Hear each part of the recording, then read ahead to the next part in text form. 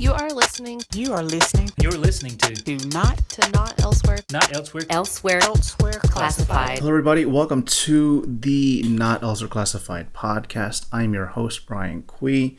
Today in the podcast, we are continuing our conversation with Janice Amon. If this is your first time watching or listening to this podcast, welcome. You could listen to the Not Elsewhere Classified on major podcasting platforms, including Apple Podcasts and even Facebook. I didn't even know Facebook has a podcasting platform. So if you're following the Not Also Classified podcast on Facebook, please check that out. In this part of the conversation, we continue our conversation about, dealing with conflict, especially with Janice being a consultant in the past. She had to deal with a lot of conflict, how to deal with conflict, how to be diplomatic in trying to search for resolutions. And then we move into what she has done from a medical records, starting position to CDI, to a consulting trainer, to an actual consultant, and now working in corporate compliance for a major healthcare system in California. She talks about the different perspectives from being a CDI and then working up as a director or manager. What is the perspectives that you have to consider in that role? And then we talk about leaving Crumbs, which is the title of the of this podcast episode. Leaving the breadcrumbs in trying to support a diagnosis. You know, it's not just about having a diagnosis written. You have to have the crumbs to support it. So without further ado, here is part 2 of my conversation with Janice Amon. Enjoy. I have a thought before another thought, but you don't have Facebook, right? I do. You do? Okay. Well, have you ever seen, I don't know. Have you ever been in medical coding Facebook groups? No, I haven't. No. Okay. But no. You've been though in Facebook groups. You've been in Facebook where there are arguments. Yes. And okay. I'm in the Filipino cooking group. I love the food there. But there are times where people would post something and then there's so many disagreements. I think you're wrong. It's the same thing with the Facebook medical coding groups. Like if they say, well, I think this, and they say, no, you're wrong. You know, you could only do so much on the keyboard, right? But versus face to face is totally different. So that's one thing. The one thing that you were talking about, like I guess, you know, my wife labels me as a diplomatic, like the diplomat of the family, because she doesn't really want to deal with anybody. So she sends me. Okay, go deal with that neighbor. Go deal with that person because you're more diplomatic than I am. I'm like, okay, I'll do that. And so I think when you are, when we're talking about consulting, we're talking about dealing with people, there has to be some form of diplomacy. But the example that you were giving about the poisoning and stuff like that, I think where we all have to begin when there is a disagreement, right? Or there's a kind of conflict of understanding a concept. We have to start from the very beginning. Like, let's start at the starting line, and then let's take the next step. Where are you at? And here's where I'm at. We're still the same. Right. Okay, let's go next. Correct. Okay, let's go next. Okay, you're here, but I'm all the way over here. Well, let's discuss. Right. Because let's discuss and let's hear your thoughts, because sometimes there's stuff that you may not know as well, and then something else that they've learned along the way and that you don't know of, and then you could tackle it that way. More diplomatic, as you said. It's not about who's right. It's about just getting to the right and correct answer. Yeah. Do you have enough information to make a decision? Maybe you okay, let me give you this additional information and let's see what your decision is after I give you this information. Correct. If you agree or disagree, if you agree, let's move to the next step. If you disagree, let's discuss further. Correct. Yeah. Right. Wow, Yeah. it's such a so much work to do that. When we It's think a about lot. when you think I about see it that way.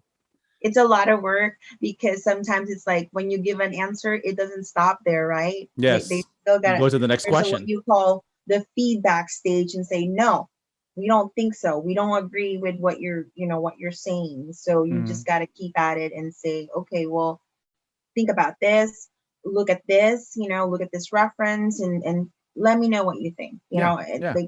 Like the reference that you have given me, I acknowledge it, but this has, let's say, a coding clinic discharge effective date at this date. Please look at my coding clinic that is the trumps that, which is a later date, is a more current Mm-hmm. guidance that maybe you're not aware of that I do know. I mean, there's lots of coding guidelines, coding clinic out there that people, they do their daily job and they really can't keep up, It's and it's hard. Yeah. my job to research for these things that, they may not be aware of. That's right. Right. That's right. So that it's just a lot of work, right? When you think about that, and I think that's what you do on a daily. That's what you did on a daily basis with that role there, trying to make sure, especially with physicians too. Like, and when you look at from the clinical perspective, bringing in clinical guidelines, making sure they're aware of some of the things, and maybe there's some nuances in the medical coding that they're not aware about that they can relate to their documentation. That also can relate as well. So I mean, it's easier when you kind of put yourself in their shoes. And I always that's tell right. them when I was a medical intern, medical record always used to hunt me down and say, Janice Amon, you need to complete your discharge summary for all these Yeah. Oh, patients, I don't and I miss was like, that at all. I didn't think that was very important, Mhm. back in the days, but ever since, like, I think when my mom was hospitalized, in I think that was like after that, it was like around 2014, and she was in the ICU for like a month. Mhm. I think you talked about that She when got you were like with us. H1N1. Yeah. Oh, did I? Yes, yes. So with that, like I see that it's like that's what very very important. When they don't document it, somebody misses it. And if it's your loved one that's there and they missed it and that's their life, that's really crucial. Yeah, that's right. For the patient care. Mhm. So I get it. So what do you do now? I know you have this new role, or you've moved into a new company. You were in one role, and now you are a corporate compliance, audit, and clinical manager. So what is that all about? What is this new role that you're doing? So I actually started for this company. It's one of the largest health system here in San Diego Hmm. as a clinical documentation improvement specialist. So this is a Um, hospital, right? Not you've moved away from consulting at this point. so I moved away from consulting, and this is now A a healthcare system. well, it's a health system because I am at the corporate office, and Okay. we have lots of a hospital and specialty hospitals. Okay. So I am in charge, for the oversight, helping, my director for the oversight of the audit, of a lot of our hospital when it comes to reimbursement, documentation, and things like that. Mm-hmm. So from that role, it's a completely different role, from consulting. Not like completely. It, of course, there's some similarities, but of course, I'm local now and I don't travel. Mm-hmm. Um, and so I started with that, and I got promoted and then I got promoted to the managerial position, after 3 years. Wow. Nice. Yeah, so I'm very lucky to have this position, where I work at right now, and with this one, I now have to deal with the same people all the time. So that is an adjustment, because before, if you have, let's say, not a good experience with one of the client, then after that, like, you're done, you leave, right? Mm-hmm. You're done with them. So it's like, okay, good, but where I work, if there's somebody that's, doesn't really, like, let's say, jive with you for that, but you have to deal with them all the time, and Yep. then you have to learn and you have to adjust and then work with them. And how do you work with them all the time? Those are the type of adjustments that I made It's more long term. You have to develop more of a long term relationship. Correct. You have to have relationship, and that's what it is. Working locally with that same company is build relationship with your coworkers. And build that reputation, or that kind of like, okay, this is her work ethics, and this is how she do things and how she deals with people. So those are the things that you have to build with people that you work with longer, not just the client for a week, and things like that. And you hope for the best. Like, I hope they're okay. I'll just connect with them on LinkedIn to see if they're all right. That was a totally different thing. But let me ask this question, because you approached me and you wanted to talk about, I guess, CDI a little bit more elevated, right? From an administrative and compliance standpoint. So you've seen me from the CDI specialist, right? And you've seen yourself you yourself were a CDI specialist. You started in medical records, got into CDI, and then moved into consulting. And then you're slowly moving your way up this ladder, dealing with CDI and medical coding. And you're kind of seeing like, okay, you saw it, level. Now you're like looking down, right?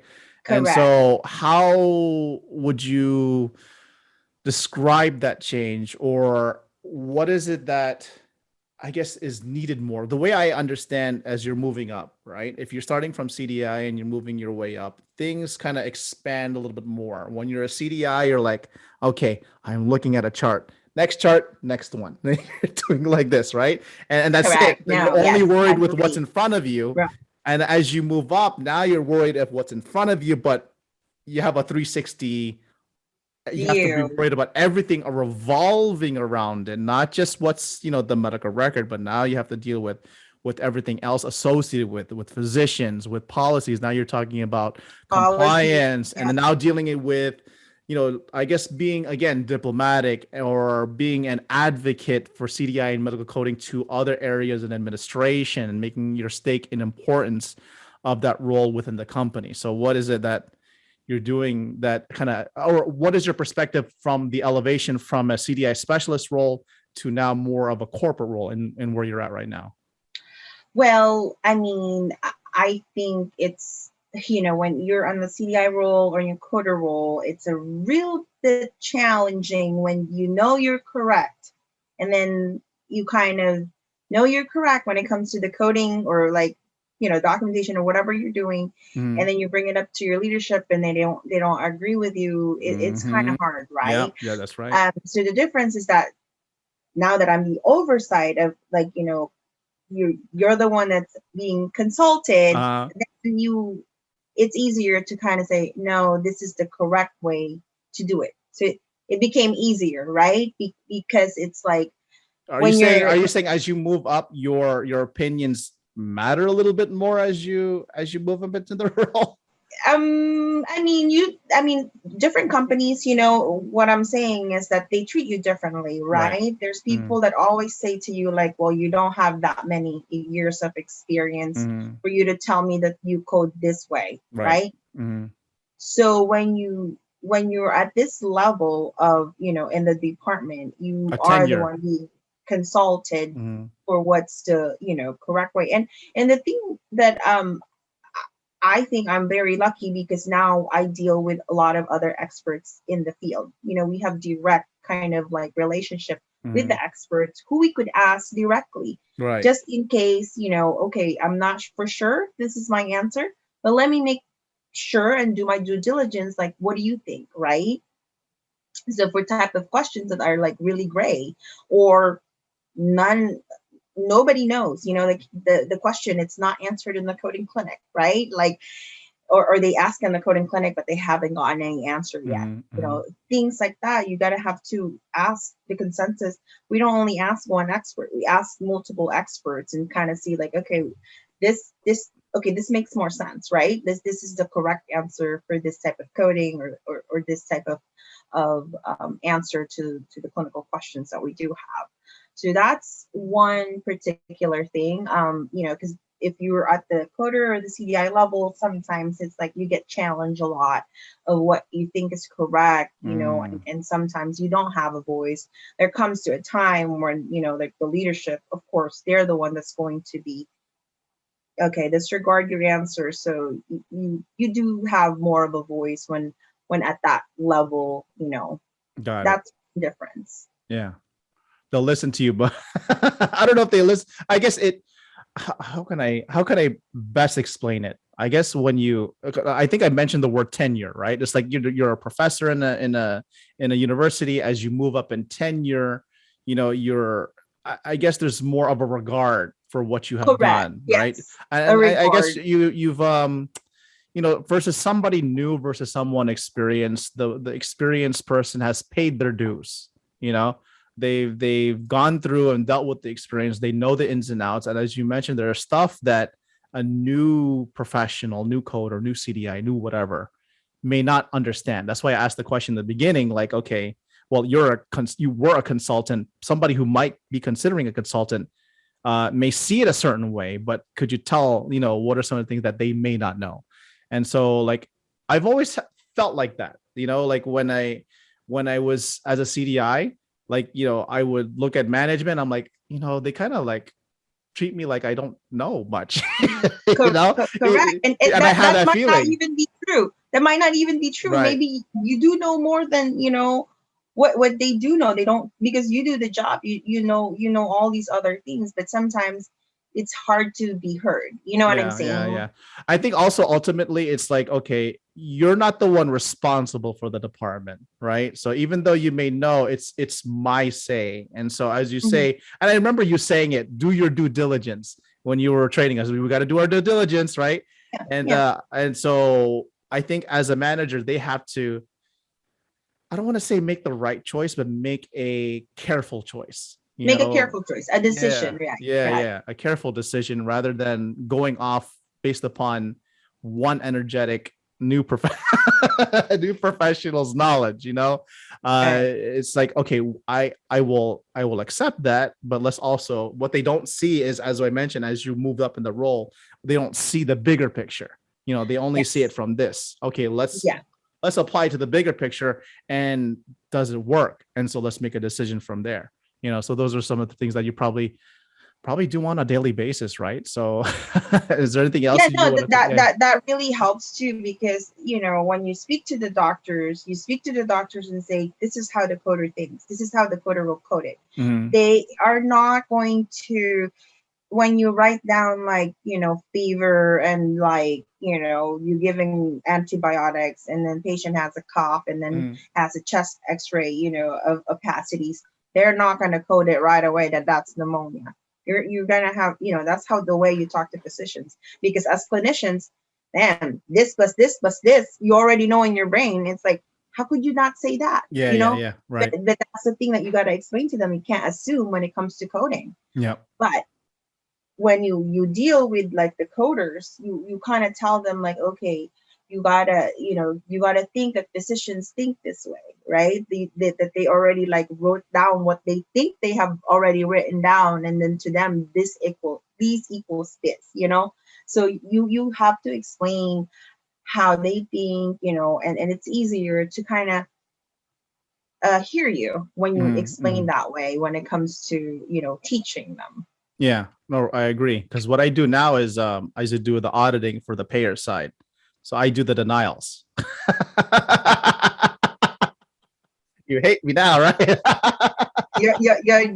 I have some friends that works for that company, and that is a harder, thing to do, because it's kind of like, all right, well, do you do like the clinical validation for that and say this is not clinically valid? And I do both. I do the clinically valids and the coding and the codings. Coding and clinical validation, right? Because you're gonna say like this is not a true diagnosis, so therefore we're not gonna pay it, right? Yeah, or so not supported diagnosis based upon the policies or the guidelines based on the fourth definition of AMI and based upon Framingham criteria. Yeah, those kind of things. And so like, I guess for me, it's like, what was I gonna say? So what you're talking about with with training physicians. You're telling them, okay, they've put all the crumbs all over the medical record, but we don't know exactly what they're talking about, right? And so they have to package that very well. And so I've seen, from my perspective, I've seen some good documentation, like to the point where I'll just read the discharge summary and I'm like, okay, it's good, because they'll package their summary in such a way that they'll say, okay, this diagnosis, the patient had this, they put all the crumbs under the diagnosis that is supposed to be. And so when I look at it, I'm like, oh, I don't, you're good. This is validated, right? Versus, okay, they list the diagnosis and then, all the crumbs are not there. That's how I see it. And so even from a coding perspective, it's like a lot of, did it meet the principal diagnosis? Does it meet a secondary diagnosis? UHDDS type of thing. Those are things that I see. Like for coders though, it's like, I think you mentioned, like, you're trying to, I think I see, the way I see it, a lot of coders will just, they see the diagnosis and they'll just go, like, going back to what we're talking about, they just click the button and they just accept it. They just accept that diagnosis because it's documented, but they never look at the crumbs, or they don't understand what the crumbs mean. Let me just tell you though, that not ours, we have a very solid clinical validation process that I've helped build. With that, we have our definitions, for our company. And with that definition, there's bulletins that we, produce and tell them, these are the crumbs, right? Oh, okay, good. Indicators. This, when you see these things, then, this diagnosis is valid. If you don't see these things, you need to do a clinical validation. Good. So that's what happens, and you could bulletproof your record with that, because you kind of say, like, okay, like you have, like, let's say one little crumb of sepsis, right? Let's say you have tachycardia there. Patient has tachycardia. What happened to the rest of the crumbs to make a bread, right? Yeah. And then you kind of ask the physicians, like, whether, okay, is this really a true diagnosis? If it is, then we need further crumbs. Yeah, the clinical right. Give me some more. Drop me some more crumbs, so I can find my way out. That type of thing. Yeah, the type of thing. Or else, it's gonna be really hard. Like, you want to not get, like, denials. You don't want to risk of getting denials. In order for you to do that, you have to be proactive. You have to be proactive in getting this in the record right away, prior to billing these cases. Hey everybody, if you are enjoying the podcast so far, please consider liking this video and also subscribing to the Not Elsewhere Classified podcast YouTube channel so you can be notified for future videos. Also, please check out the Medical Coding Geek YouTube channel, where I also post videos on the medical coding, CDI, and HIM community.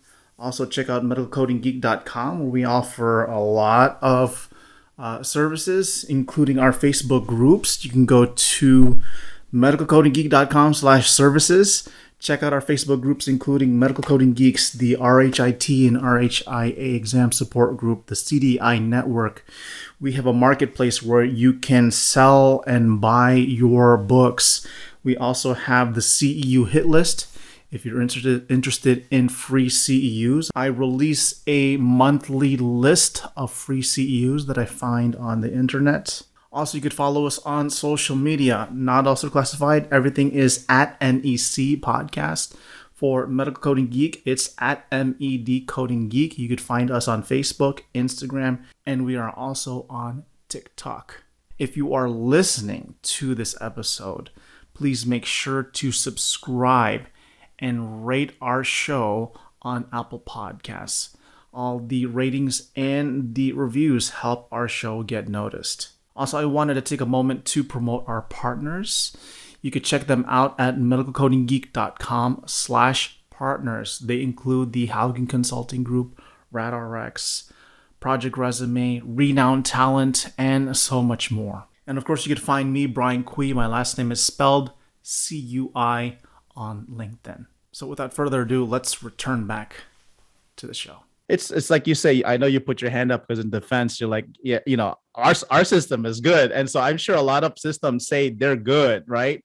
And I'm sure. Yeah, right. There is, but there are someone like I review records nationwide, and there are some, it's like I think the bad outweighs the good.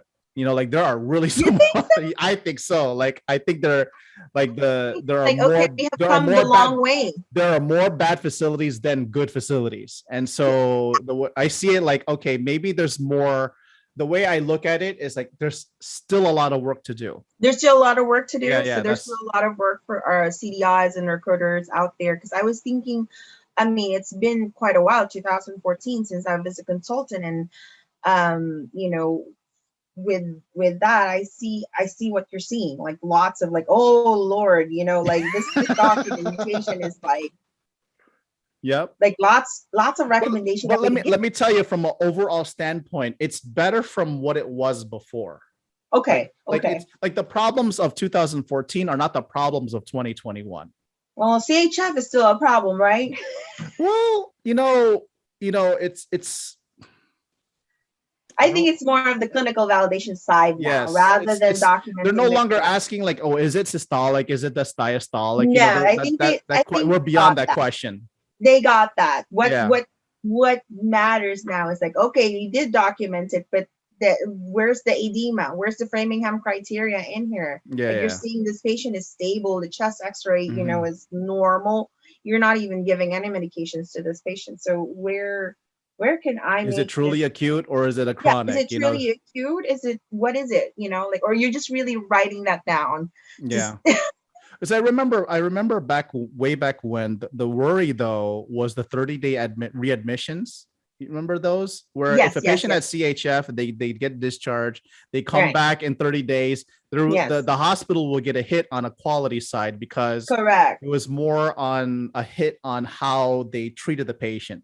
But there was never any, I guess, regard or the consideration of the variability of the compliance of the patient.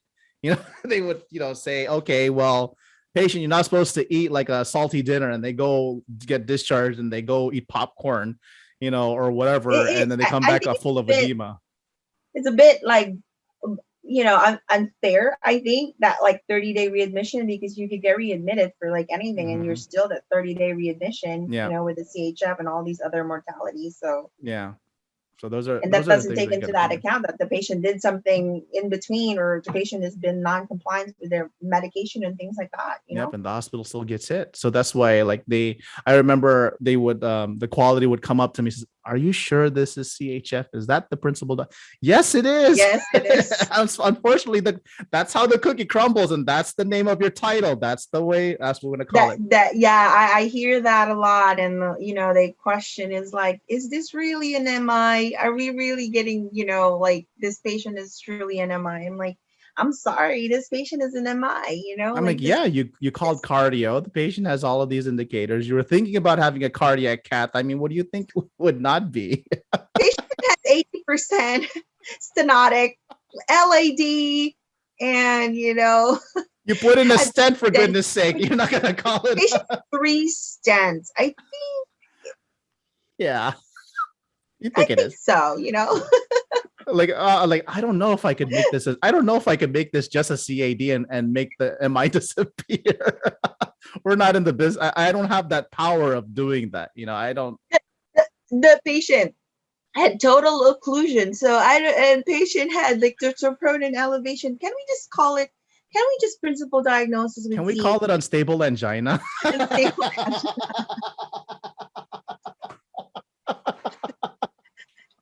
Demand ischemia.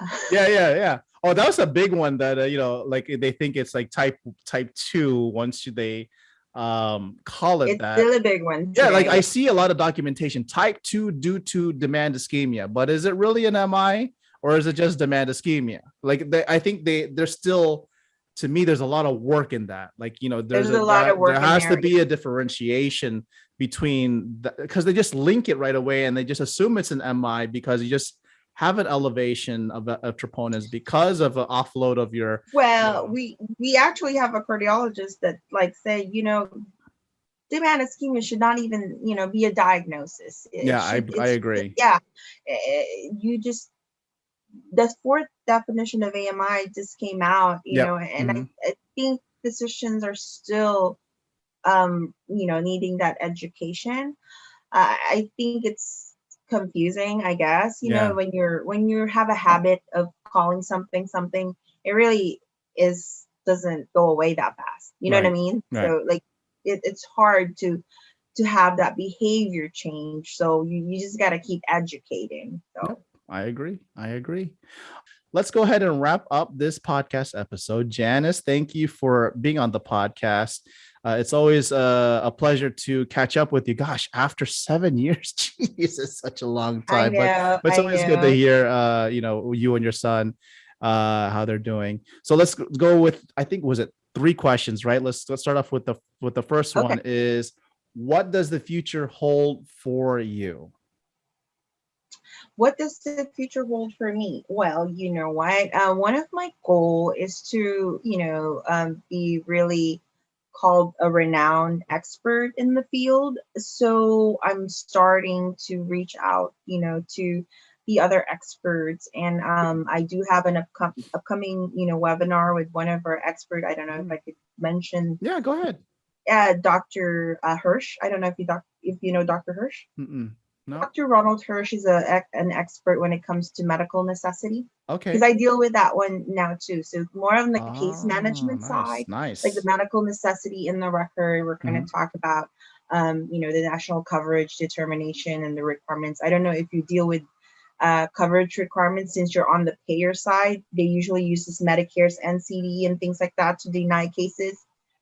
Yes, correct. Yes. So that type of topics, I've learned so much, when it comes to the national coverage determinations and the medical. Yeah, it's some people they think it's very complicated because it's rules plus clinical things, right? Plus documentation, and it's like, what is it that you want? Yeah. What is it that you want to be documented? So I think I do have a knack on kind of explaining things as simple as I can be. Yep. So with that, I want to further, be a speaker to a lot of, conferences. Good for you. I'm going to try to go there, and hopefully, a lot of my clients will see me again. And instead of one of those, my goal probably later, if I could be a speaker at a HEMA or ACDIS. Have you done those conferences yet? I haven't been a speaker for a HEMA or ACDIS. I have been a speaker for CHIA. California Health Information Association. Yes, I've been one of the speakers there. I think they're already accepting topics for ACDIS. Are they? Yes, for they are. Next year? For 2022. Okay, maybe so you'll jump on that. Okay. Is it late? I think it's late. Okay, let me try. Let me try to see that.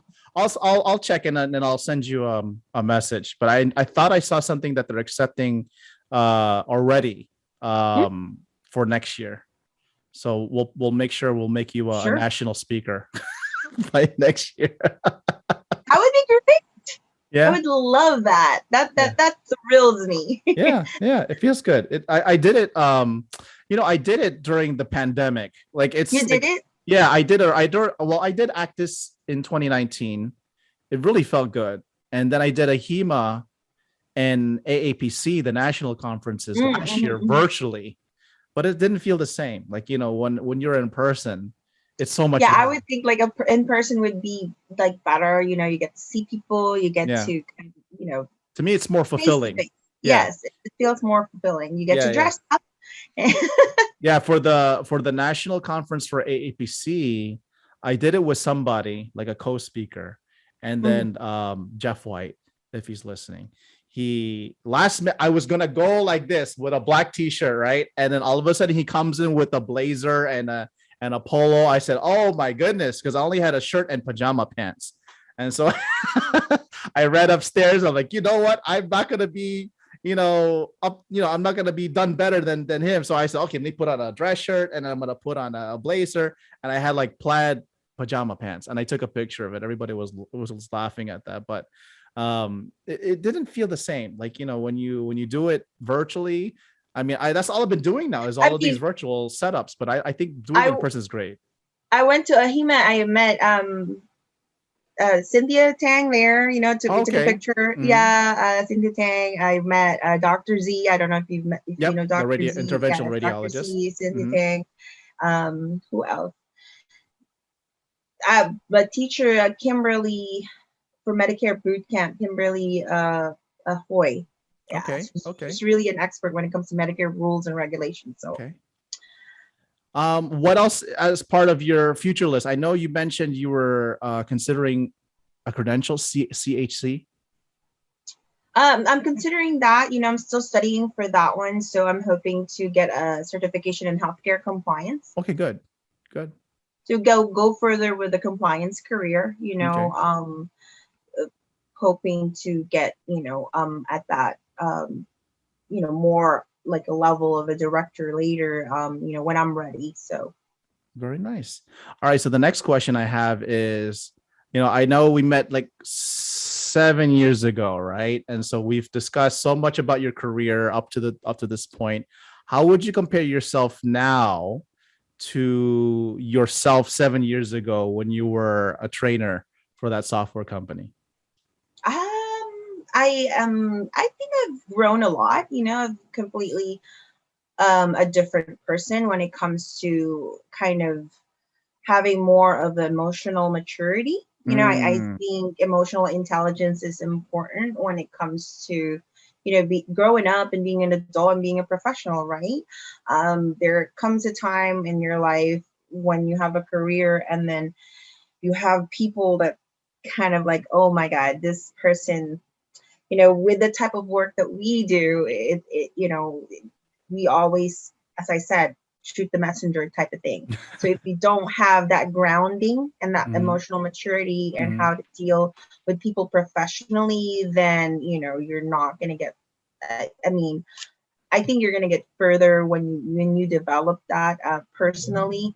I know little things that makes me happy, like a candle, yoga, those type of things, like for your well-being. So if you're good, then you're always pleasant at work and your energy is always positive, then you just have more energy and you have just the right state of mind, as opposed to just not balanced and stressed out, because a lot of things in our life, there's so many stressors, lots of deadlines, lots of people to deal with, your family, life. COVID, little things that you could do to internalize like happiness and your well-being, that helps, I think, a lot. And that makes me who I am today and how I deal with people. Like I'm hoping that when people meet me, they feel good about themselves, and talking to me. So, yeah, I can totally relate. Is the emotional maturity? I think for me, it's been like since 7 years ago up until now. It's like, okay, I can let go of stuff that I don't need to necessarily do. Like I can shed things. Like, okay, if I don't, do I really need to do this? Do I need to really do that? Like I know I've gotten to a point of knowing what burnout is. Correct. Yeah, right? I know what burnout is. And I think for new professionals, they haven't, I don't know, to the extent of what they do as a coder, as a CDI, as an HIM person, what does burnout feel like in that industry? I felt that. Yes. With a full-time job, with the part-time contracting position, doing podcasting, being asked to be part of a committee. And then I'm like, okay, where do I fit all of this in? As you mentioned before, trying to juggle everything. And so there was a point now, like, if I'm trying to juggle all of this and it's making me agitated, then there's something that I need to remove out. Like what's Correct. For me, it's like, what's paying my bills? What's going to make, what's going to pay the bills to put a roof over our heads, security for yeah, your children, right? food on the table and clothes on the backs of myself and my children and my wife too. So, those are the things that I have to consider. So I learned to just like, if they Let ask, it go. yeah, let it Exactly. go. Or even if Exactly. people tell me, oh, could you do this? No, I'm sorry. I don't have the time, maybe You later on. also have to know how to say no, Right. and say it in a good way and say, this is my boundary. You Yep. can't just always accept yes, yes, yes, I can do this, I can do this, or else you're gonna just burn yourself down, Yeah. to the ground. That's right. I mean, I used to have like two full-time jobs. Yeah.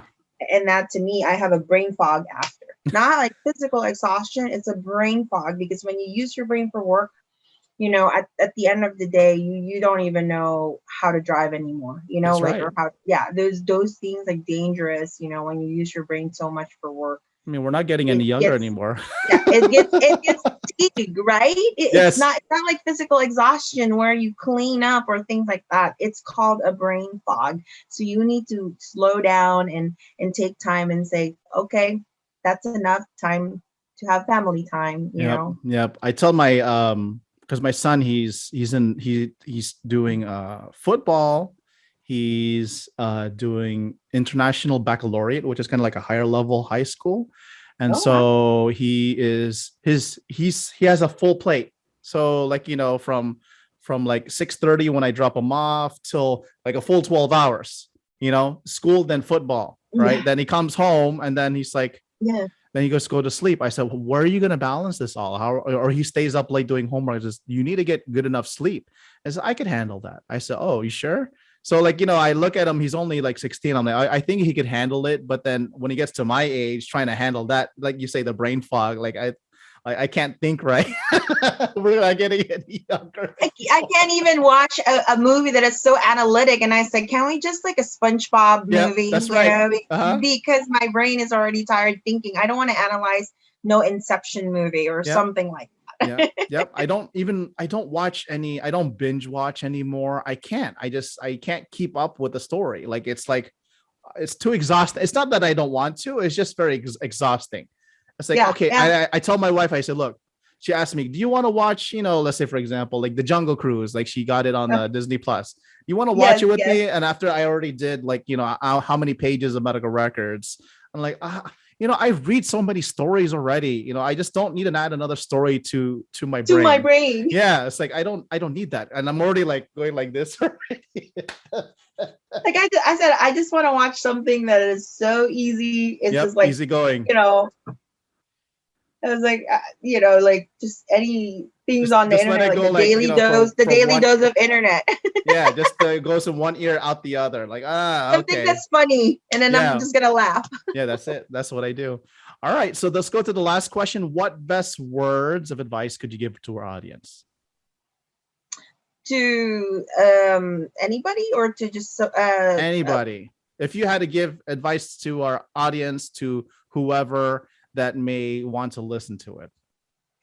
Oh, okay. So my advice is to just keep working at things that you like to do, with your life, and have a plan in reaching that plan and goals on how to reach, what you wanted to do in your life, and then keep at it. Because sometimes you may think there's a lot of things that are challenging to begin with, right? Starting is challenging. People may like not hear you or listen to you or what you have to say, and you don't know, like these type of things, can have a toll and your self-confidence and things like that. But you just got to keep being patient, learn and study, because not everybody have the opportunity to learn and study. So there's lots of references and lots of books out there for our career that you can get and then learn from, and take those certifications as soon as you can, because these are the things that like the companies look for. And then when you're out there and you're being interviewed, just be yourself, because if you're going to get the things that are for you, right? Like things fall into place because it's for you. You know, sometimes you think, oh man, I didn't get this job, you know, but it's usually a blessing, you know, not to get that A blessing job. in disguise. A blessing in disguise, right? It's Yeah. kind of like, oh wow, it's not for me. So take it easy and say like, it's not for me. Let me keep at it and let me apply some more, and you know, you'll get there. You know, just I always, you know, tell my son like, you know, just be patient, go study. You know, if you like these type of things in your life, I always tell him you gotta go to college. You gotta study, and you gotta take, you know, you gotta have that all of that education, all of the experience, mentors, you know, keep connecting with people, don't burn bridges. And then, you know, these connection like you that we have, you know, is going to help you, you know, later on with your career or whatever it is. It's just always connect with people. You'll never know. Right? So there you have it. That completes my interview with Janice Amon. Janice, thank you for being part of the podcast. Please check her out on LinkedIn. Also, she mentioned she has a webinar coming up with Dr. Ronald Hirsch on September 23rd. I'm still waiting for information on that, but I will place it in the description in the video and also the show notes in the podcast. medicalcodinggeek.com